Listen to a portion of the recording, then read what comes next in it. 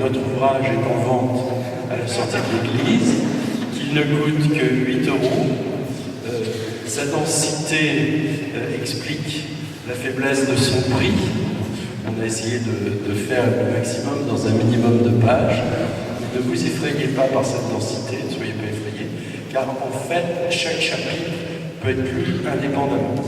Sur la place, actuellement, il y a peu d'ouvrages qui traitent de façon pluridisciplinaire des différents aspects qui sont abordés, qui vont effectivement des aspects spirituels, théologiques, les textes du magistère, mais aussi les aspects techniques ou scientifiques. Et évidemment, nous ne pouvons que vous conseiller sa lecture. J'ajouterai à cette page de publicité que la couverture est l'œuvre de Jean-Noël Allais qui vient de présenter. Bon, on va commencer parce qu'il faut qu'on termine à 10h30. Alors, il y a plein de questions sur la durée de vie des biens, comment faire, etc. Je dirais quelques petits éléments. D'une part, c'est vrai qu'il y a un certain nombre de biens qu'on ne peut pas réparer parce qu'ils ne sont pas conçus pour. Essayez de changer votre ampoule de phare de voiture, essayez de réparer un mixeur, quand il est entièrement embouti, c'est pas possible. Donc effectivement, il faut repenser l'éco-conception des produits. Et l'éco-conception, c'est pas simplement mettre des matières naturelles dans les produits, c'est faire en sorte qu'ils soient réparables. Donc là, on a une action à faire. Et il y a eu un projet de loi qui n'a pas été retenu malheureusement, qui proposait que la durée des biens soit garantie pour au moins 5 ou 10 ans. Et en même temps, qu'ils soient réparables.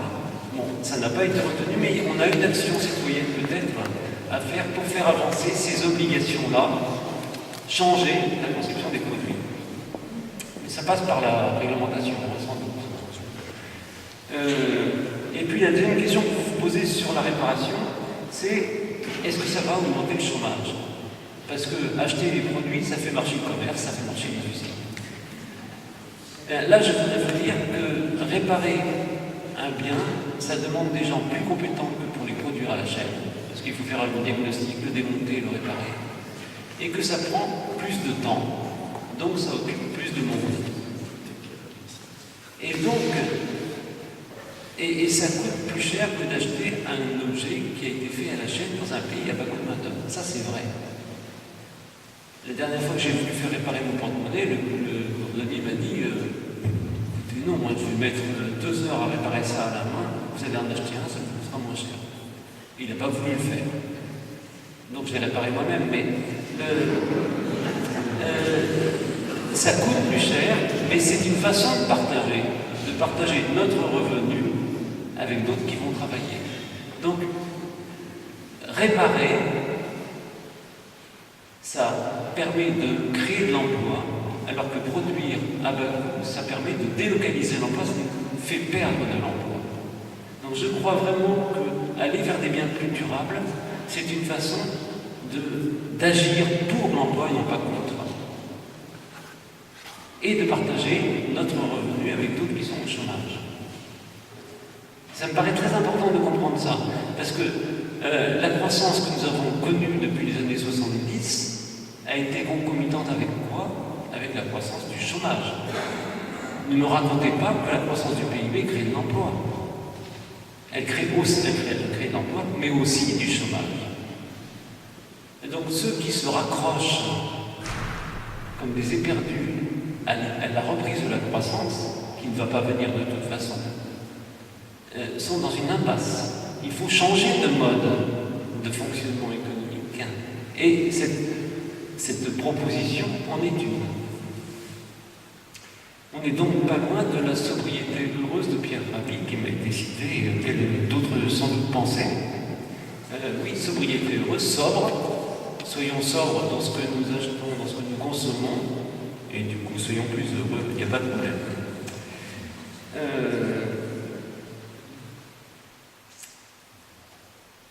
Oui, les transports en commun sont très coûteux, mais l'automobile est une nuisance.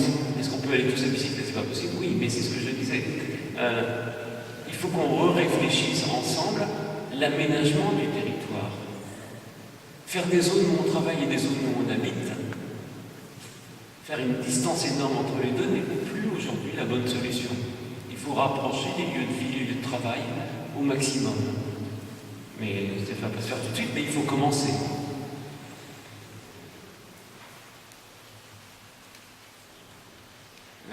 Et puis pour la location, je dirais simplement que la location, c'est une autre manière de vivre. C'est pas simple. C'est d'abord vouloir se déposséder de ses possessions, mettre en premier l'usage et non pas la possession. Et c'est aussi construire avec d'autres des lieux de partage, donc retisser des lieux de partage. C'est pas simplement des partages de biens, c'est aussi des partages de temps avec d'autres. C'est comme ça que ça se construit. Face à la crise écologique, on ne parle jamais de limitation des naissances. Pourquoi?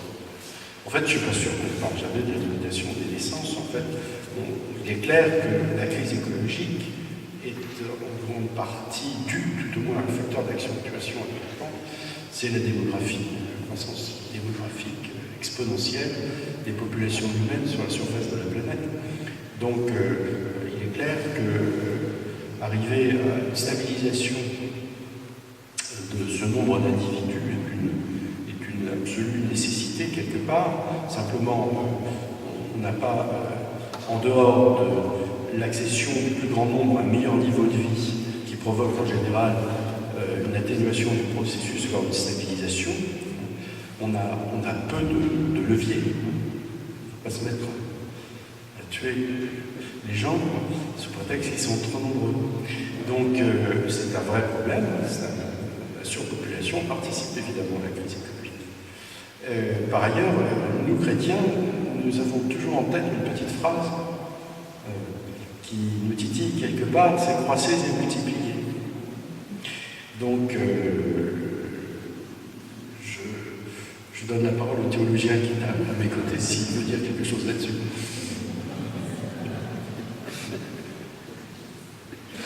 Merci. Est-ce qu'il faut que je réponde à la question de Jean-Noël ou... Non, mais c'est pas, je pense ça. Le croisser et multiplier, c'est le grand accusé depuis Lynn White, années 60, sur le gros reproche fait à la pensée judéo-chrétienne comme accusé de la crise écologique. Mais j'en parlerai pas ce soir. Mais je vais partir d'abord d'une question que je vais régler très vite. Le petit reproche qu'on me fait sur la façon dont j'ai utilisé Aristote et Thomas d'Aquin. Alors c'est vrai bien sûr que la présentation que j'en ai faite était volontairement un peu simple pour aller à l'essentiel. Ça mériterait bien sûr de nuancer ce qui a été dit, mais il y a quand même une tendance qui marque plutôt vers ce que j'ai appelé la conception substantialiste de la conception de la nature humaine. Et je pense quand même que Aristote et Thomas, avec quelques nuances, sont plutôt à rattacher de ce côté-là, même si d'évidence, la conception relationnelle, elle habite la pensée chrétienne depuis le départ. Elle était présente chez Augustin, elle est présente chez un certain nombre de pères de l'Église. Et la personne qui a posé la question cite justement Saint Irénée, il faut que Dieu se fasse homme pour que l'homme se fasse Dieu, qui est tout à fait dans cet axe de pensée. L'intérêt, c'est surtout, je crois, et ça répond en même temps à la question sur l'amnésie de l'homme vis-à-vis de son identité et sur le siècle des Lumières. La question, à mon avis, c'est vraiment sur la rupture qui s'est faite à un moment historique donné entre, je dirais, le corps et l'esprit, avec ce cheminement parallèle et de plus en plus séparé entre une pensée scientifique et technicienne qui est je dirais, qui a construit la société qui est la nôtre, et puis une vision plus dirais, philosophiques, spirituelles, théologiques, etc. Et cette cassure entre ces deux mondes qui est finalement caractéristique de la révolution copernicienne et de ses suites, est sans doute le principal responsable de la situation dans laquelle nous sommes. Alors il ne s'agit pas bien sûr d'arriver aux excès que l'on peut connaître et qui seraient de rejeter à la fois la pensée des Lumières avec tout ce qu'elle nous a apporté, et aussi, et on y va jusqu'au bout dans certains, je dirais dans certains courants extrémistes écologiques, de l'écologie, on va également rejeter le judéo-christianisme en même temps, mais tout ça dans le même paquet. Et puis, bon, il ne s'agit pas d'aller jusque-là, il faut bien évidemment reconnaître ce que chacun de ces courants de pensée ont apporté pour construire le monde qui est le nôtre, mais aussi aider, je dirais, corriger les dérives de chacun de ces courants de pensée dont nous sommes quelque part victimes, pour retrouver, notamment dans la pensée judéo-chrétienne, cette dimension plus incarnée, plus proche de la création et de la nature, mais aussi plus spirituelle. Ça va ensemble, une spiritualité incarnée. Je crois que là, il y a un travail à faire. Et c'est comme cela que je répondrai aux autres questions qui tournent autour de ce que j'ai dit, autour de reconnaître l'élément spirituel de la nature. Et puis, il y a une série de questions aussi autour de notre dimension spirituelle n'est pas suffisamment développée, encouragée, nos liturgies, etc. Je pense que notre spiritualité est à l'image de notre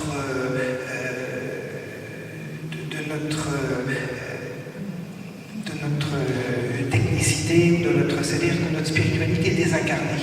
Nous avons perdu dans notre façon de prier, de célébrer, etc.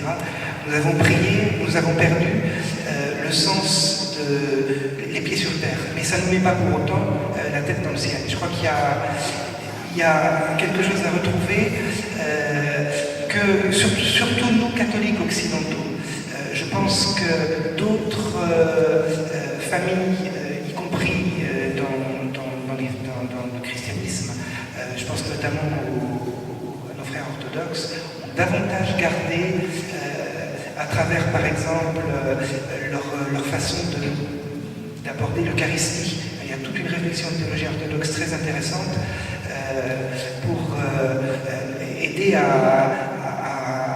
retrouver l'Eucharistie comme le sacrement vraiment du travail, de la terre. Et chez nous, il ne faut pas gratter très loin non plus, il suffit d'aller chez des jardins, chez des gens comme ça. On a tout ce qu'il faut. On a aussi, on avait toute une série de liturgies qui étaient tournées vers le rythme des saisons, le sens du travail de la terre, etc., qu'on a complètement perdu parce que nous sommes devenus des urbains qui avons perdu complètement ce contact, des urbains intellectuels qui ne savent plus travailler de nos mains. Et là, il y a des choses à chercher, je dirais dans des liturgies sûrement plus traditionnelles. Il suffit de partager une célébration avec des Africains, par exemple, qui ont plein de choses à nous apprendre. De la même façon, quand on demande de reconnaître l'élément spirituel de la nature, je crois qu'il ne faut pas hésiter aussi à aller regarder du côté d'un certain nombre de religions traditionnelles. Ça se fait beaucoup en Amérique latine, par exemple. Il y a des théologiens qui ont travaillé un petit peu auprès de... alors non pas bien sûr pour faire un syncrétisme en mélangeant les religions traditionnelles, les peuplades d'Amazonie avec... c'est pas ça, mais c'est tout en restant ce que nous sommes, retrouver ce que nous avons perdu en nous appuyant sur ce que d'autres, dans un dialogue fécond, sur ce que d'autres peuvent nous aider à je crois, je donnerai un simple exemple, ce qui s'est passé, la rencontre d'Assise, la rencontre interconfessionnelle du temple de Benoît XVI en 86, je crois, où dans ces années, je ne sais plus quelle année exactement j'ai entendu. Oui, c'est ça. Où étaient capables de prier côte à côte, je n'ai pas dit ensemble, mais côte à côte, différentes religions, y compris des Indiens. Il y a quelque chose à retrouver là-dedans, je crois que c'est dans ce sens-là. Voilà, on a des choses à réapprendre.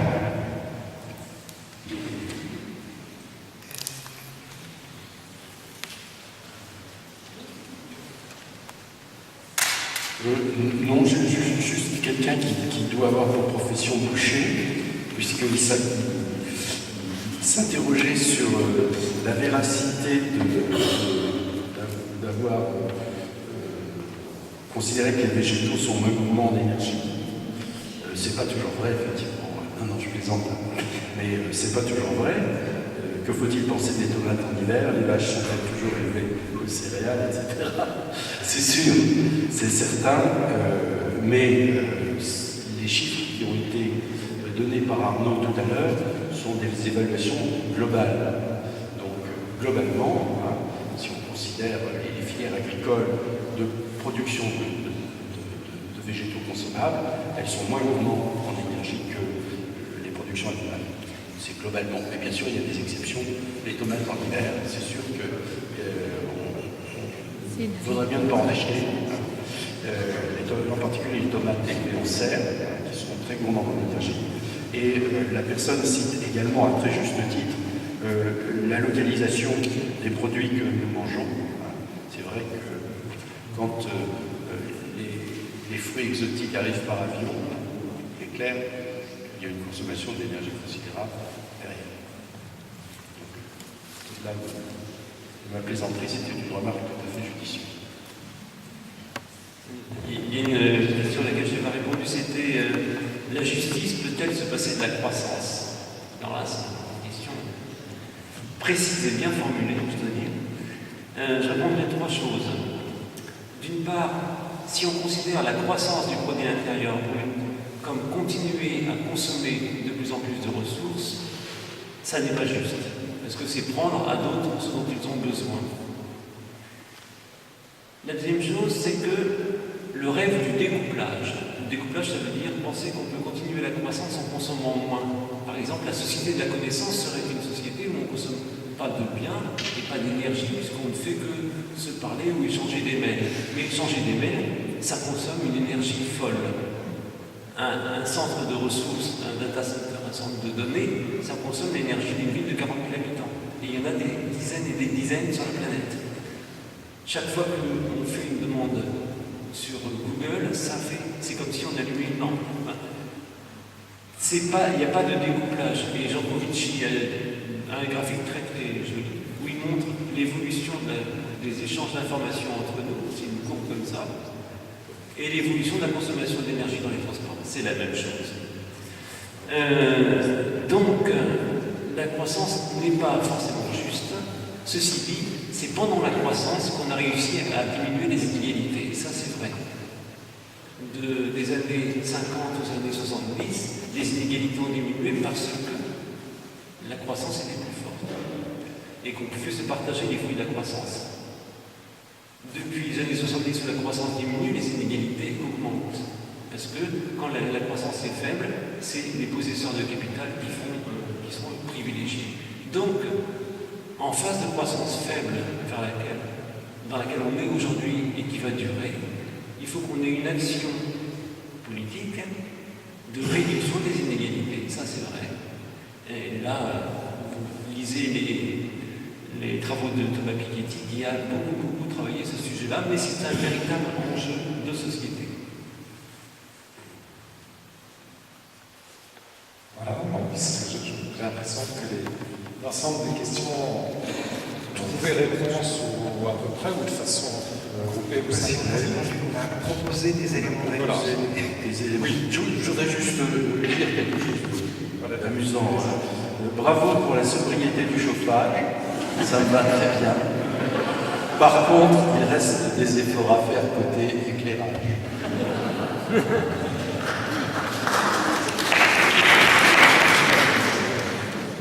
Et oui, la dernière pour la fin. Donc, sérieusement, tout n'est pas encore perdu d'avance. Il reste un espoir. Nous pensons qu'il reste un espoir. Nous pensons que nous avons encore des moyens d'action, des moyens d'agir.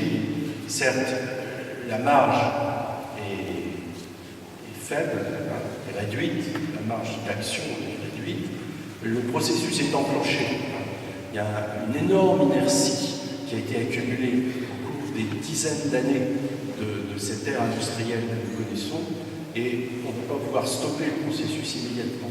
Mais tout ce qu'on peut faire au niveau collectif et au niveau individuel est bon à prendre, il faut le faire, et puis il faut croire aussi à la grâce divine.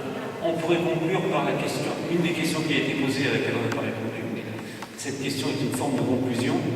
Le partage serait-il le chemin de Damas de l'homme aujourd'hui, après le don et la charité?